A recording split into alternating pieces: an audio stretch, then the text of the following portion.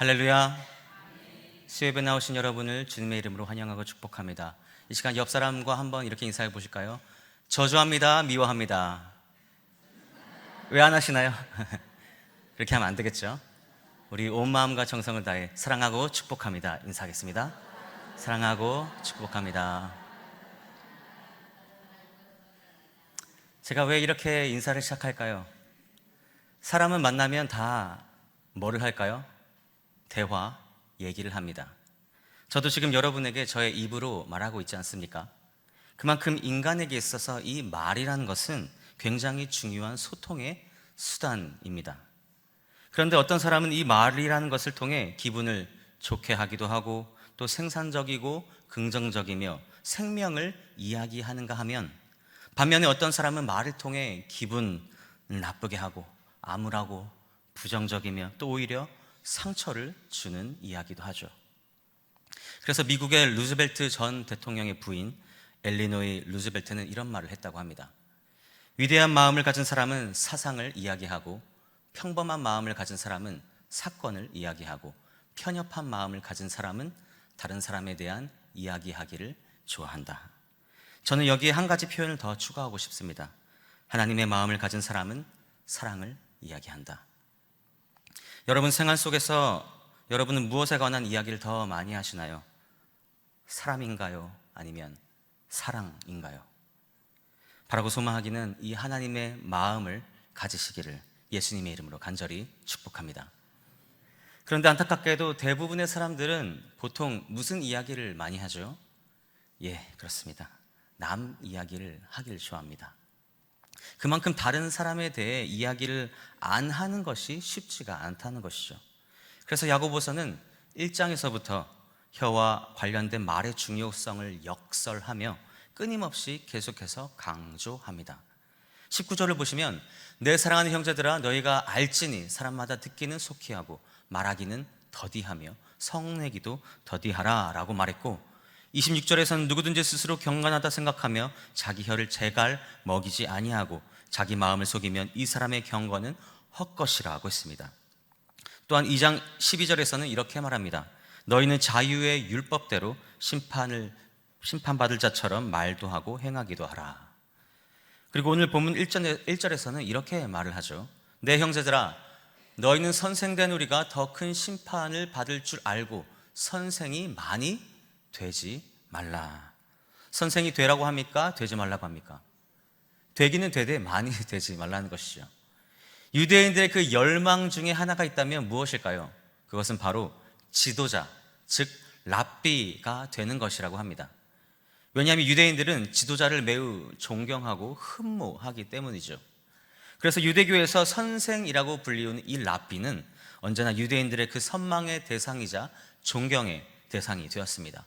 그리고 랍비라는 뜻 그 자체도 큰 사람, 위대한 사람이라는 의미를 가지고 있죠. 그렇기 때문에 유대인들이 예수를 믿어 그리스도인이 되자 그들의 랍비를 존경하듯 교회의 지도자들을 존경하였습니다. 그런데 여기서 문제가 하나 있었는데 그것은 바로 너나 할 것 없이 모두가 지도자가 되기를 원했다라는 것이죠. 이런 현상이 초대교회 안에서 많은 갈등으로 빚어지게 되었고, 나아가 신성해야 할 이 교회 공동체 안에서 세력 다툼뿐만 아니라 자리 다툼까지도 일어나게 되었습니다. 그래서 야고보는 이와 같은 배경으로 인해 오늘 말씀을 전하게 됩니다. 1절을 다시 보실까요? 내 형제들아 너희는 선생된 우리가 더 큰 심판을 받을 줄 알고. 그렇다면 예수님은 지도자들에 대하여 어떻게 말씀을 하셨을까요? 높은 것을 탐내며 이 자리 다툼을 하는 사람들에게 우리 주님은 누가복음 20장 45절 이하에서 다음과 같이 경고하셨습니다. 우리 같이 읽어보실까요? 시작. 모든 백성이 들을 때 예수께서 그 제자들에게 이르시되 긴 옷을 입고 다니는 것을 원하며 시장에서 문안 받는 것과 회당의 높은 자리와 잔치의 윗자리를 좋아하는 서기관들을 삼가라. 그들은 과부의 가산을 삼키며 외식으로도 길게 기도하니 그들이 더 엄중한 심판을 받으리라 하시니라. 아멘.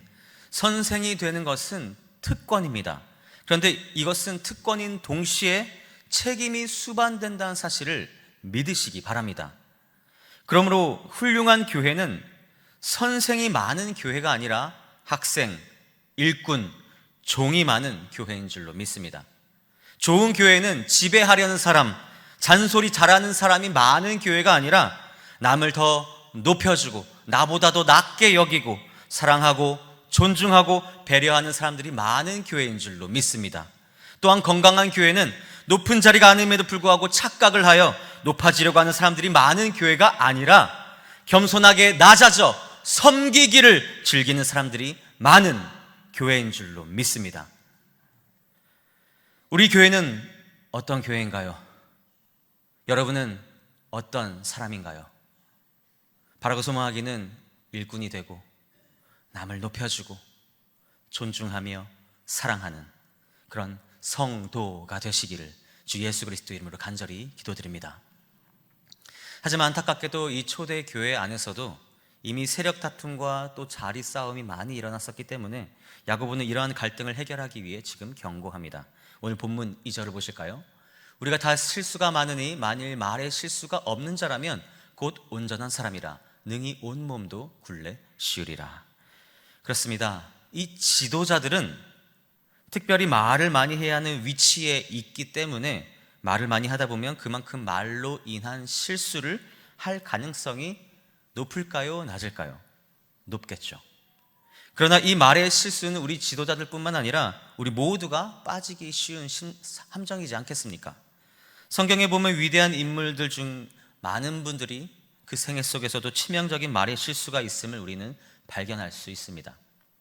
어느 누구를 막론하고 사람은 항상 이 말로 범죄할 가능성을 항상 안고 살아갑니다.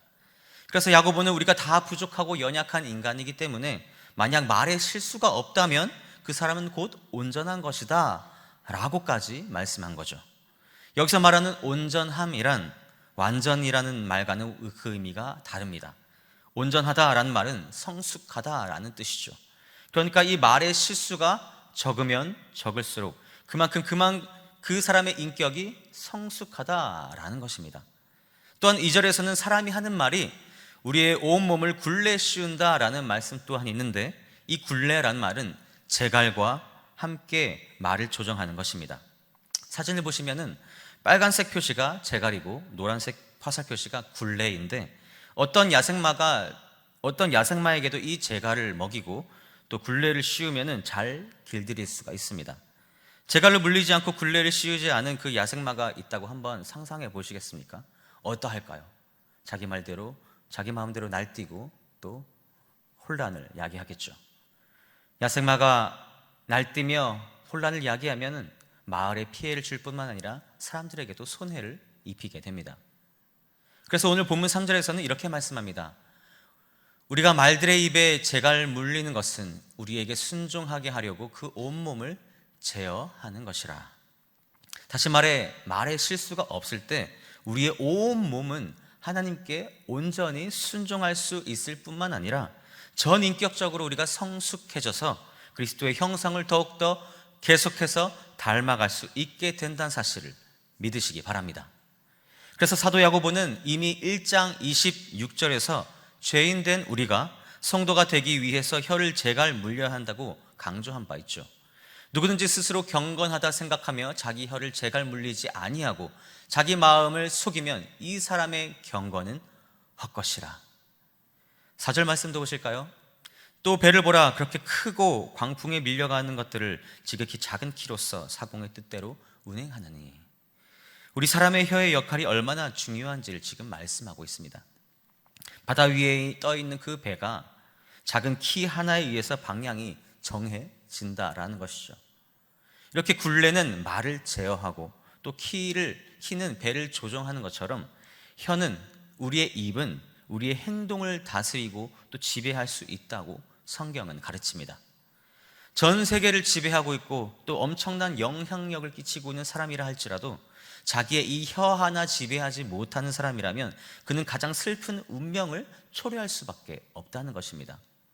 그러므로 우리 안에 거하시는 이 성령의 능력 앞에 우리 자신을 복종시켜 훈련받기를 원하는 이 열망이 없이는 우리는 아무도 자신의 혀를 지배할 수 없는 줄로 믿습니다. 요즘 우리 리딩저스 성경 본문이 어디입니까? 시편이죠. 시편 141편 3절과 4절에 보면 이런 말씀이 있는데 같이 한번 읽어보겠습니다. 시작. 여호와여 내 입에 파수꾼을 세우시고 내 입술의 문을 지키소서. 내 마음이 악한 일에 기울어 죄악을 행하는 자들과 함께 악을 행하지 말게 하시며 그들의 진수성찬을 먹지 말게 하소서. 아멘. 사실 우리도 하루를 시작하면서 이 시편 기자와 같이 매일 이런 기도를 드려야 한다고 생각합니다. 주여, 나의 입 앞에 파수꾼을 세워주시고 내 입술의 문을 지켜 주시옵소서. 불필요한 말, 무익한 말, 남에게 상처가 되는 말, 파괴적인 말을 하지 않게 하여 주시옵소서. 아멘이십니까? 성경은 사람이 말하는 것에 대해서 여러 가지로 교훈하고 있는데 잠언 10장 19절에서는 말이 많으면 허물을 면하기 어려우나 그 입술에 제어하는 자는 지혜가 있느니라 라고 말씀합니다. 또한 잠언 18장 21절에서는 죽고 사는 것이 혀의 힘에 달렸느니 혀를 쓰기 좋아하는 자는 혀의 열매를 먹으리라 라고 말씀하고 있죠. 사람이 혀를 어떻게 사용하느냐에 따라서 그 삶과 죽음이 결정된다라는 것이죠. 그러므로 우리가 이 사용하는 말을 우리는 매우 조심해야 합니다. 혀는 그 힘이 대단히 크므로 잘 다스리지 않으면 큰 파괴력을 가져오기 때문이죠. 그렇다면 사람의 이 혀에 가지는 파괴력은 어느 정도나 될까요? 조금 길긴 하지만 우리 중요하기 때문에 야고보서 3장 5절부터 8절 말씀을 같이 읽어보도록 하겠습니다. 시작. 이와 같이 혀도 작은 지체로 돼 큰 것을 자랑하도다. 보라, 얼마나 작은 불이 얼마나 많은 나무를 태우는가. 혀는 곧 불이요 불의의 세계라. 혀는 우리 지체 중에서 온몸을 더럽히고 삶의 수레바퀴를 불사르나니 그 사르는 것이 지옥불에서 나느니라. 여러 종류의 짐승과 새와 벌레와 바다의 생물은 다 사람이 길들일 수 있고 길들여 왔거니와 혀는 능히 길들일 사람이 없나니 쉬지 아니하는 악이요 죽이는 독이 가득한 것이라. 아멘. 여기서 혀는 곧 불이라고 했습니다. 불은 무서운 파괴력을 가지고 있죠. 우리 불과 2달 전까지만 해도 우리나라에서 산불이 크게 난 적이 있지 않습니까? 이는 대한민국 정부 수립 이래 발생한 단일 산불의 소실 면적 중 최대 규모였다고 하죠. 이때 사망자가 28명, 부상자는 32명 이렇게 나왔다고 합니다. 아직도 고통받고 있을 이재민들과 산불로 피해를 입었던 모든 분들의 조속한 회복을 위해서 계속해서 기도했으면 좋겠습니다. 그리고 1월 달에 미국 캘리포니아 남부 지역에서 약 한 달간 발생했던 산불 사건도 기억하시리라 생각됩니다. 이 화재로 인해 무려 20만 5천 명 이상이나 되는 이재민이 생겼다고 합니다. 캘리포니아 지역은 비가 거의 오지 않는 사막 지역이기 때문에 사막 지역에 자라나는 나무에 이 불이 붙으니까 삽시간에 수백만 평의 산이 타버리게 되었던 것이죠. 그래서 모든 소방시설을 다 동원해서라도 이 불의 파괴력이 너무나도 강력해서 한번 타기 시작한 불을 끄는 것이 쉽지 않았다고 합니다. 사랑하는 여러분, 우리의 혀가 이렇게 무서운 불처럼 큰 파괴력을 지니고 있다는 것입니다. 타오르는 그 불길이 퍼질 때 그것을 다스리기 어려운 것처럼 우리의 혀도 다스리기가 너무나도 어렵다는 것이죠. 그래서 성경은 이 화재가 남긴 비참한 현장처럼 혀가 재앙과 상처와 비극을 초래한다고 교훈합니다. 그래서 잠언 16장 27절에서는 불량한 자는 악을 꾀하나니 그 입술에는 맹렬한 불 같은 것이 있느니라 라고 말씀하고 있으며, 또한 잠언 26장 18절 이하에서는 이렇게 말씀합니다. 횃불을 던지며 화살을 쏘아서 사람을 죽이는 미친 사람이 있나니 자기의 이웃을 속이고 말하기를 내가 희롱하였노라 하는 자도 그러하니라. 나무가 다하면 불이 꺼지고 말쟁이가 없어지면 다툼이 쉬느니라. 아멘. 그렇습니다. 다툼이 왜 생깁니까? 말쟁이 때문입니다. 그러니까 말로 인해서 사람들을 힘들게 하고 피곤하게 하는 사람만 없으면 사실 우리에게 평화가 찾아오게 된다는 것이죠. 숯불 위에 이 숯불을 더하는 것과 같이 타는 불에 나무를 더하면은 다툼을 좋아하는 자마다 시비를 일으키며 이 무서운 불처럼 맹렬히 그 무서운 파괴력이 주위에 확산되고 확산된다는 것입니다. 본문 5절 말씀을 보실까요? 이와 같이 혀도 작은 지체로 돼 큰 것을 자랑하도다. 보라, 얼마나 작은 불이 얼마나 많은 나무를 태우는가. 작은 불꽃이 울창한 숲을 태워버리는 것처럼 비록 우리 신체 중에서 가장 작은 부위가 이 혀이긴 하지만 이 혀가 온 세계를 멸망시킬 수도 있는 무서운 힘을 가지고 있다는 사실을 잊지 마시기 바랍니다. 계속해서 6절 보겠습니다. 혀는 곧 불이요 불의 세계라. 혀는 우리 지체 중에서 온몸을 더럽히고 삶의 수레바퀴를 불사르나니 그 사른 것이 지옥 불에서 나느니라. 아멘. 이 말씀의 뜻은 온갖 불의가 혀로부터 출발한다는 의미입니다. 그리고 이 혀는 한 사람의 삶 전체를 망가뜨릴 수도 있죠. 그러므로 성경은 혀의 영향력이 마치 지옥불에서 나온 것과 같이 말씀하고 있다는 사실을 기억하시기 바랍니다. 그래서 사도 바울은 로마서 3장 14절에서 그들의 목구멍은 열린 무덤이요 그의 혀로는 속임을 일삼으며 그 입술에는 독사의 독이 있고 라고까지 말했습니다. 여러분은 어떠하십니까? 무덤에서 썩은 냄새가 나는 것처럼 혀를 통해서 썩은 냄새를 토하고 있지는 않으십니까? 나쁜 말을 많이 하는 사람들의 목은 열린 무덤과도 같다고 했습니다. 좋은 말을 하지 않고 저주의 말을 사용하는 그 사람들의 입에는 독사의 독이 들어가는 것과 같다라는 것이죠. 그래서 어떤 사람이 독한 말을 할 때 우리는 뭐라고 말하죠? 그 사람 참 독하다라고 표현하지 않습니까? 선지자 이사야는 우시야 왕이 죽던 해에 주의 성전에 들어가서 거룩하신 하나님을 만나는 순간에 자신의 모습을 발견하게 됩니다. 자신이 얼마나 죄악된지를, 그리고 특히 혀로 범죄한 일이 얼마나 많은지를 깨닫고서는 6장 5절에서 이렇게 외치죠. 화로다, 나여 망하게 되었도다. 나는 입술이 부정한 사람이요. 사랑하는 성도 여러분, 여러분은 지금까지 살면서 이 혀로 하나님을 찬양하고 이웃에게 덕이 되고 또 유익을 끼치며 생명을 전하고 또 축복이 되는 말을 많이 하셨습니까? 아니면 다른 사람의 마음에 상처를 주고 인격을 모욕하고 남을 깎아내리고 흉보고 지적질하는 말을 더 많이 하셨습니까? 바라고 소망하기는 이제부터라도 전자가 되시기를 바랍니다.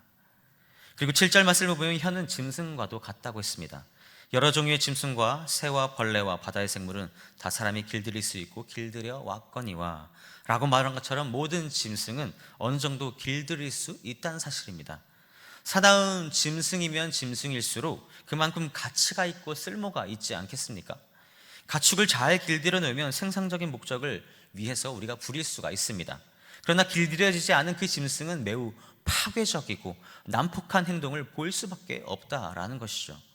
그런데 혀는 짐승들보다 더 길들이기가 어렵다라는 것입니다. 그래서 잠언 12장 18절에 보면 칼로 찌름같이 함부로 말하는 자가 있거니와 지혜로운 자의 혀는 양약과 같으니라 라고 했습니다. 다른 사람이 한 말이 마치 칼처럼 찔러서 우리의 심장부에 상처를 내고 또 피를 내고 남길 수 있는 것처럼 같은 뜻입니다. 성경은 악인의 혀가 이와 같다고 말씀하는 것이죠. 반면에 지혜로운 사람의 혀는 상처를 덮어 싸매는 양약과도 같다고 말하고 있습니다. 사랑하는 여러분, 여러분의 혀는 어떠하십니까?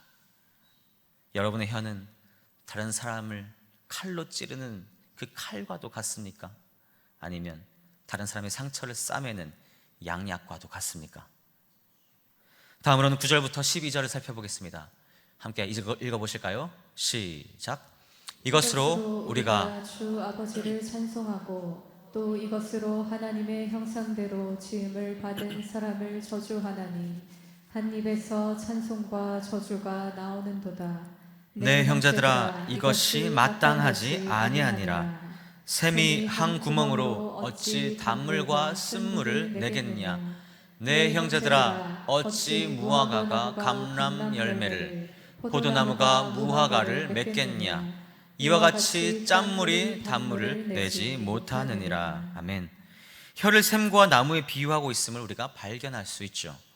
샘과 나무는 아름답고 또 신선한 것이며, 샘은 우리에게 마실 물을 제공합니다. 심지어 농경사회에서는 샘물을 길어 우리가 마시기도 했고, 샘물로 요리를 하고, 샘물로 빨래도 하고, 샘물로 농수로 연결해서 이용하기도 했죠. 그래서 성경에서는 샘물과 사람의 말을 연관시켜서 자주 인용했는데, 잠언 10장 11절에서는 의인의 입은 생명의 샘이라도 악인의 입은 독을 머금었느니라 라고 했습니다. 샘에서 샘이 나오는 것처럼, 그 생수가 나오는 것처럼 의인의 이 입에서는 생명의 말이 나온다는 것입니다. 또한 13장 14절에서는 지혜 있는 자의 교훈은 생명의 샘이니 사망의 그물에서 벗어나게 하느니라 라고 했습니다. 우리가 전도하여 그 복음을 듣고 사람들이 주님께로 돌아오면 우리의 입술은 이 생명의 샘처럼 쓰임을 받게 된다는 것입니다. 더불어 야고보는 혀와 나무와의 관계를 비교하면서 한 나무가 두 가지 열매를 맺을 수 없는 것처럼 한 혀를 가지고 말과 저주를 동시에 할 수 없다라는 것이죠. 성경은 샘과 나무의 비유를 통해서 일관성 있는 말을 해야 할 것을 강조하고 있습니다. 특별히 성도는 그리스도인이라고 불리우는 우리들은 말을 이랬다가 저랬다가 하면 안 됩니다. 본문 9절 말씀을 다시 보실까요?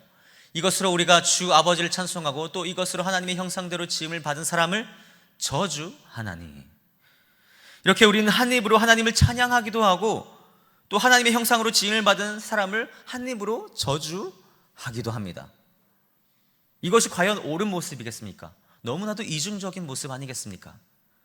그리고 무엇보다 우리가 사람을 저주하면 그 사람을 만드신 하나님을 저주하는 결과가 된다는 사실을, 다시 말해서 우리가 하나님을 저주하는 꼴이 된다는 사실을 꼭 기억하시기 바랍니다. 여러분, 우리 한 사람 한 사람은 모두 존귀하며 가치가 있는 존재이고 또 사랑받을 만한 사람들입니다. 왜냐하면 하나님께서 우리 각 사람을 거룩하신 당신의 형상대로 지으시며 창조하셨기 때문이죠. 아무리 실수가 많은 사람이라 할지라도, 내가 보기에 아무리 부족한 모습이라 할지라도 그분은 거룩하신 하나님의 그 형상대로 지음을 받은 창조된 사람임에는 틀림이 없습니다. 그럼에도 불구하고 여전히 우리의 입은 하나님을 찬양하다가도 다른 사람을 저주한다면 이것이 과연 옳은 성도의 모습이겠습니까? 본문 10절 말씀입니다. 한 입에서 찬송과 저주가 나온도다. 내 형제들아, 이것이 마땅하지 아니하니라. 또한 11절에서는 샘이 한 구멍으로 어찌 단물과 쓴물을 내겠느냐 라고 말하며 12절에서는 내 형제들아, 어찌 무화과가 감람 열매를, 포도나무가 무화과를 맺겠느냐, 이와 같이 짠물이 단물을 내지 못하느니라 라고 했습니다. 그 나무는 그 열매를 맺고 그 샘에서는 그 샘의 물만 나온다라는 것이죠. 한 나무가 두 가지 열매를 맺을 수 없고 한 우물에서 두 가지 종류의 물이 나올 수가 없습니다.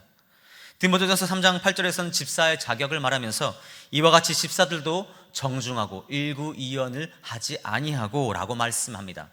집사들은 단정하고 일관성이 있는 말을 해야 한다고 강조하고 있는 것이죠. 그런데 어디 집사님들 뿐이겠습니까?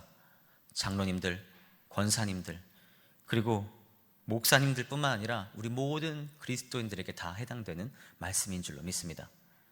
어느 단체나 그러하겠지만 특별히 교회라는 공동체는 대부분 말을 조심히 하지 않는 이 사람들 때문에 시험에 들고 분위기가 와해되고 갈라지게 되고 떠나감을 보게 됩니다. 너무나도 안타깝죠. 같은 말이라도 다르고 다르지 않겠습니까? 어차피 말할 거 좋게 말하면 될 것을 왜 굳이 상대방을 시험에 들게 하느냐, 이 말입니다. 아무리 천사의 말을 한다 할지라도 사랑이 없으면 소리나는 구리와 울리는 꽹과리라고 하지 않습니까? 상대방이 진정으로 변하게 되기를 원한다면, 내가 진심 어린 조언을 하고 싶다면 이왕 하는 조언, 이왕 하는 말 상냥하고 부드럽게 하면 좋지 않겠습니까?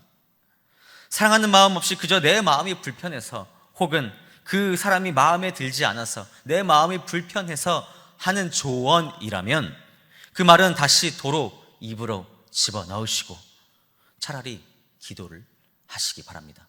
기도를 해주시기 바랍니다.